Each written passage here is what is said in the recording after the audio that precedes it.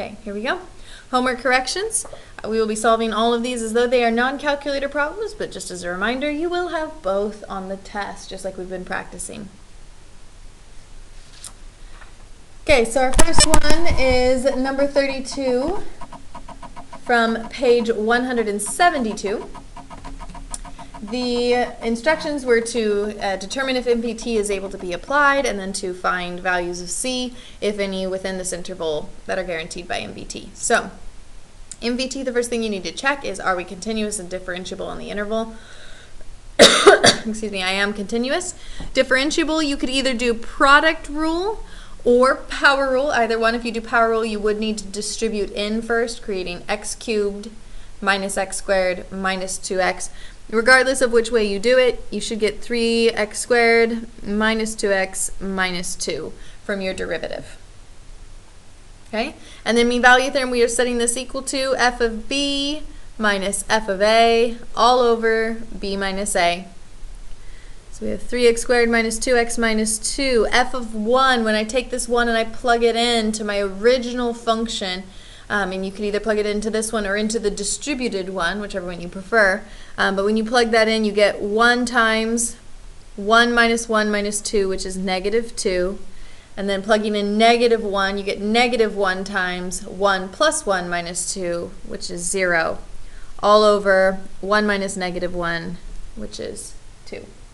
And so this is 3x squared minus 2x minus 2 equals negative 2 divided by 2 is negative 1. Now remember, it is very tempting to want to factor at this point, or to add the 2 over, or whatever the case may be. Make sure that regardless of which choice you are using, whether it's a calculator one or quadratic formula or factoring, that you do get it to equal 0. It's got to equal 0. And so this minus 1 over here is an issue, so we're going to add 1 to the other side. We get 3x squared minus 2x minus 1 equals 0. Factoring that, you'd get 3x plus 1 times x minus 1 equaling 0, which gives me 2 zeros, one at negative 1/3 and one at 1. But an endpoint can never be my answer, nor can anything off the interval. So that is not my answer. So my 1 value is c equals negative 1/3. Okay. Next up, we have number 30 from page 181. Okay, number 30 from page 181, we were asked to find relative extrema and increasing, decreasing intervals. So to find both of those, we do need to take the first derivative. This is quotient rule, so we have low d high minus high d low all over low squared. Oops, that should be to the 4th, sorry. X squared squared is x to the 4th. Okay, cleaning this up then a little bit, we get x squared, and then I'm going to distribute the 2x in the negative, so we get negative 2x squared minus 6x, which is negative x squared minus 6x over x to the 4th. And then I can factor out an x on the top and simplify it with the x in the bottom to create negative x minus 6 over x cubed. Okay? At that point, we are setting this equal to 0, and we're going to consider both where the numerator equals 0 and where the denominator equals 0 in terms of setting up my number line. Okay, so the numerator equals 0 at negative 6. The denominator equals 0 at 0. And so both of those are going to go onto my number line, negative 6 and 0. And then when I test, if I plug in, for example, negative 10, I get a positive over a negative, which is a negative. If I plug in, say, negative 1, I get a negative over a negative, which is a positive. And if I plug in, say, 1, I get a negative over a positive, which is a negative. And so we know we have increasing, decreasing intervals. We are increasing on negative 6 to 0, decreasing on negative infinity to negative 6, and 0 to infinity. And then it looks like I have a relative minimum at negative 6. So then if you plug in to get your y coordinate, negative 6, plug back in, we'd get negative 3 over 36, or negative 1/12. And then it also looks like I have a relative max at x equals 0. However, when I go to plug in 0, I get 3 over 0, which is not possible. This isn't a point at all. And so this is my answer. Okay. Next up, we have number 16 from page 189, which asked me to find points of inflection and intervals of concavity. So this means second derivative. First derivative, we can either apply product rule or distribute to get x to the 4th minus 4x cubed. Either one works. Both result in a first derivative, if you do it correctly, of 4x cubed minus 12x squared. And so then second derivative would be 12x squared minus 24x. Okay. If I factor out the 12x, because I do equal 0, so it's okay for me to do that, I would get 2 potential POI, 1 at 0 and 1 at 2. And so I'd be testing both of them. Okay. Well, if I test -1, I get a positive and a positive, or you could test it here, -1, a negative times a negative, which is a positive. If you test, say, 1 positive times a negative, you get a negative. Test, say, 3 positive times positive, you get a positive. And so I know I'm concave up on -infinity to 0 and 2 to infinity. I'm concave down on 0 to 2. And it looks like I have 2 POI. We are going to test that. 1 is at 0 because I do change sign at 0. So plugging 0 back in, we get 0. So that definitely is a POI. The other potential one is at 2. Plugging 2 in, we get 16 minus 4 times 8, which is 16 minus 32, or -16.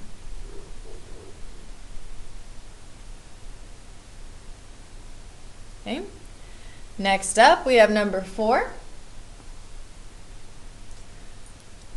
F prime of x equals, oh, let me actually back up a step. So we are into the 235 to 236 pages, and all the rest of the problems are going to be from that section. This one was asking us to find absolute extrema. The first step to finding absolute extrema is to find those critical numbers, which requires me to take the derivative. So we have low d high minus high d low. That's chain rule there for your d low. All over low squared. Okay. And then before I do anything else, I'm just going to clean this up a little bit. X squared plus 1 times 1 is just root x squared plus 1. The 1/2 and the 2 would cancel, so I'd have -x times x, or -x squared. And this root x squared plus 1 would come to the bottom of that second term. Okay. If this was a calculator problem, we could theoretically set this equal to 0 here, but we're assuming for a bit here that it's not. And so I'd multiply everything by that extra denominator in order to get rid of the extra denominator.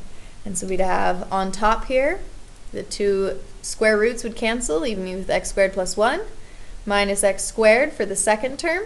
All over and down in the bottom we have x squared plus 1 to the 3/2.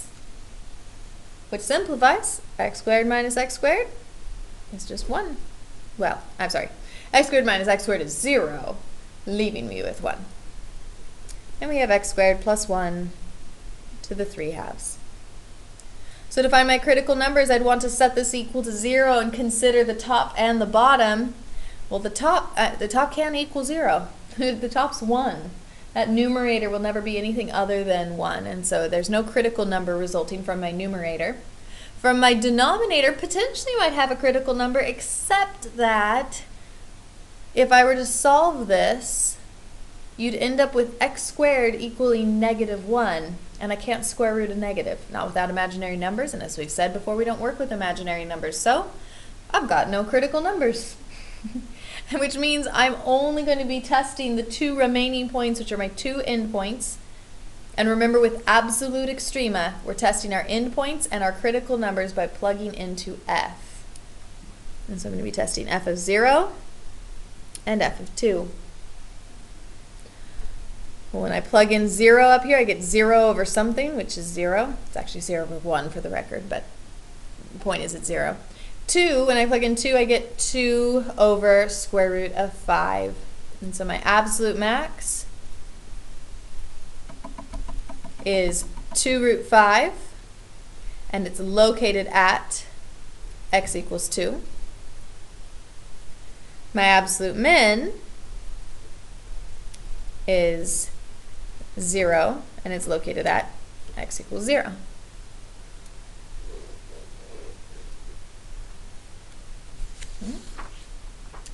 Next up, we have number 5. Number 5 was another MVT one, so checking to see if I'm continuous, good to go. Checking to see if I'm differentiable, so let's go ahead and take our derivative. You have options here. You could do product rule, or you could theoretically expand this entirely, FOIL, and then distribute, or essentially do a second FOIL. That would give you power rule. Doing power rule that way would result in an extra factoring step at the end, but you can do it. I'm going to show product rule because so far that's what people have been gravitating towards. So we have 1 D2, that's chain rule, plus 2 D1. Then before I do anything else, just going to clean this up. We have our 2, we have our x minus 2 and our x plus 3 in that first term. In the second term, we have an x plus 3 quantity squared. I could theoretically here set it equal to f of b minus f of a over b minus a, but I'm going to go ahead and take it one step further, which is identifying that I have an x plus 3 in common between my two terms. So I'm going to pull that x plus 3 out. And in my first term, if I pulled that x plus 3 out, I'd be left with 2 times x minus 2. And in the second term, I pulled one of the x plus 3's out, so I'd be left with the other x plus 3. Which is x plus 3, distributing the 2, we'd have 2x plus x. And distributing the 2 here, we'd have negative 4 plus 3. And that's going to equal f of 2 minus f of negative 3 over 2 minus negative 3.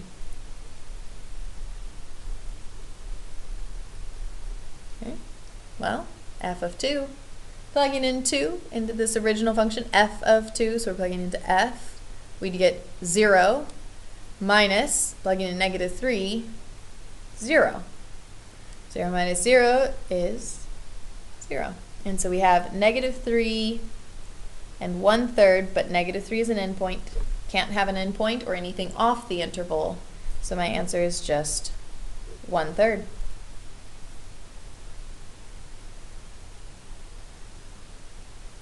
Okay, and on to number 6. Number 6 was one more MVT. Sorry, we have 2 more. One of the last 2. Okay, f of x equals absolute value of x minus 2 on 0 to 4. So again, checking continuity and differentiability. I have no discontinuities, but I do notice that I have an absolute value. Absolute value has a cusp, and this one has a cusp at x equals 2, which is on the interval, and so I am not differentiable at x equals 2. So can't guarantee by MVT because f of x is not differentiable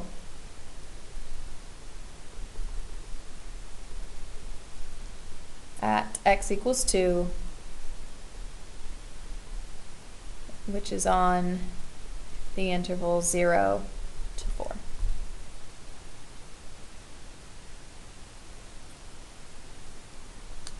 Okay. Now our last MVT one, number 10. Okay, so MVT, check if you're continuous or differentiable, and differentiable. We are discontinuous here at x equals 0, but 0 is off the interval, so I'm good to go. f prime of x, you could do quotient rule or power rule. They both result in -1 over x squared. Okay. By the way, doing power rule would mean rewriting this as x to the -1. And then bringing down the -1, subtracting 1 from the exponent to get x to the -2, which gives me this answer. Okay, and then that equals f of 4 minus f of 1 over 4 minus 1. Okay, well, -1 over x squared equals f of 4 is 1/4. F of 1 is 1, which gives me 1/4 minus 1 is -3/4 divided by 3. And there's a variety of ways of navigating this, but for me, I generally think keep change to multiplication and flip, which gives me -1 over x squared equals, 3's would cancel, -1 over 4. Well, for -1 over x squared to equal -1 over 4, x squared would have to equal 4, and you could find that by cross multiplying, by spinning the fractions, by just recognizing that x squared has to equal 4, or by multiplying both sides by 4, and then multiplying both sides by x squared. So there's lots of ways to get that, and so it's finding the route that makes the most sense to you. But x squared would have to equal 4, which means x is plus or minus 2. Unfortunately, -2 is off the interval, so my only answer is c equals 2. Okay. On to number 15. 15 was f of x equals the quantity of x minus 1 squared times the quantity of x minus 3. And we are asked to find critical numbers and increasing and decreasing intervals. So critical numbers, take the derivative, set it equal to 0. Again, same choices before. You can do product rule or distribute, or I should say expand completely and do power rule. We have 1 for product rule, 1 d2 plus 2 d1, that's chain rule, 2 times x minus 1 to the 1 times 1. And before I do anything else, I'm going to clean this up. We have x minus 1 quantity squared, and back here, 2 times x minus 3 times x minus 1. Once again, I notice that I have x minus 1's in common, so I'm going to go ahead and pull that x minus 1 out front. And this first term, I would have left over 1 more x minus 1, once I removed one of them. And in the back, I've removed that x minus 1, so we'd have 2 times x minus 3. Well, cleaning the insides up here, we have x plus 2x, distributing, 3x.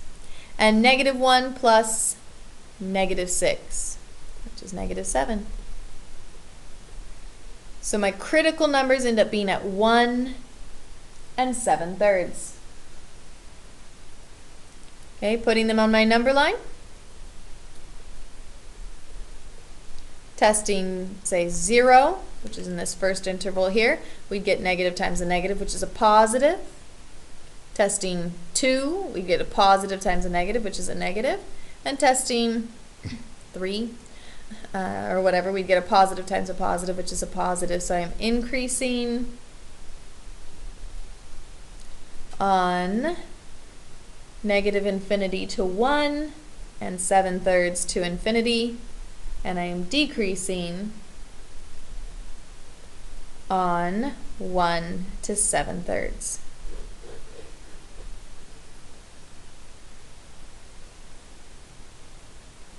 Okay, we've got the next one, number 18 here, which is f of x equals sine of x plus cosine of x. On 0 to 2 pi, I'm asked to find increasing, decreasing intervals and critical numbers. So critical numbers first.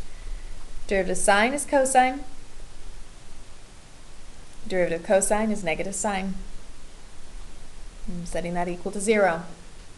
Okay, well, for cosine, minus sine to equal 0 would mean that cosine of x had to equal, adding the sine x over, sine of x. Well, there are 2 places on 0 to pi that cosine and sine are equal. And those critical numbers, one is pi over 4, which is the first quadrant, And then the other one is 5 pi over 4, which is the third quadrant. And so that's what we're going to be testing.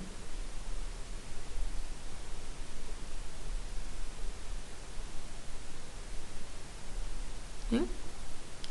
Again, you have your axes angles over here if you need them. 1, 0, 0, 1, negative 1, 0, 0, negative 1.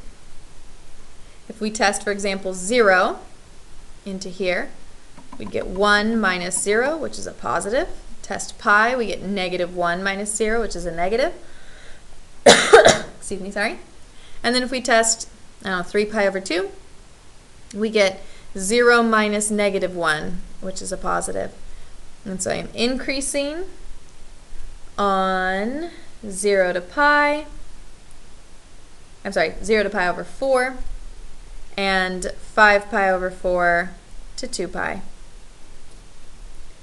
And I'm decreasing on pi over 4 to 5 pi over 4.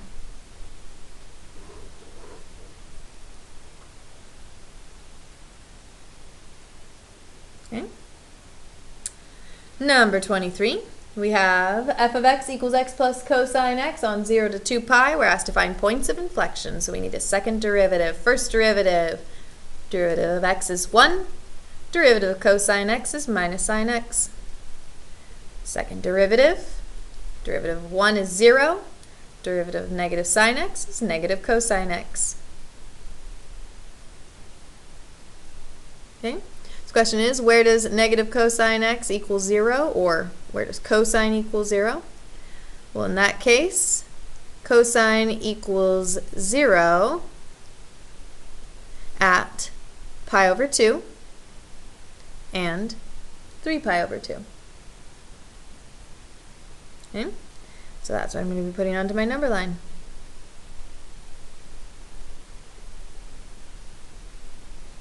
Pi over 2 and 3 pi over 2. Testing my intervals then, if I plug in, say, 0, I'd get negative 1. If I plugged in, say, pi, I'd get positive 1. And if I plugged in, say, 2 pi, I'd get negative 1 again. Because I am changing intervals, or sorry, changing sign in both of those intervals, those are both POI, pi over 2, and 3 pi over 2. The question is, what are their y coordinates? Well, plugging pi over 2 back into f of x, since that's the same thing as y, we'd have pi over 2 plus the cosine of pi over 2, which is 0. So we have pi over 2 plus 0. Same thing with 3 pi over 2. We have 3 pi over 2 plus the cosine of 3 pi over 2, which is 0. So that's 3 pi over 2 plus 0, which is 3 pi over 2.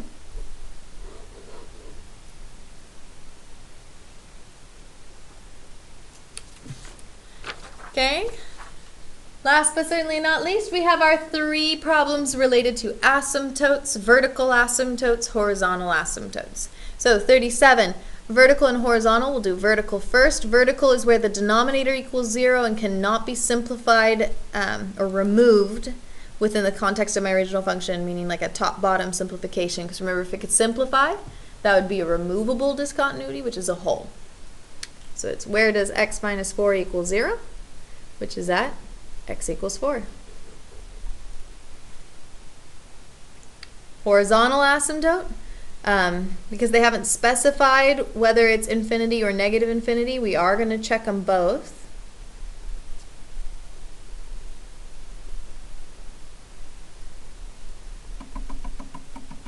Okay. Well, dominant power on the top is 2x, dominant power on the bottom is x. They are tied for dominant power, so they'd have equal power, resulting in a reduction to 2.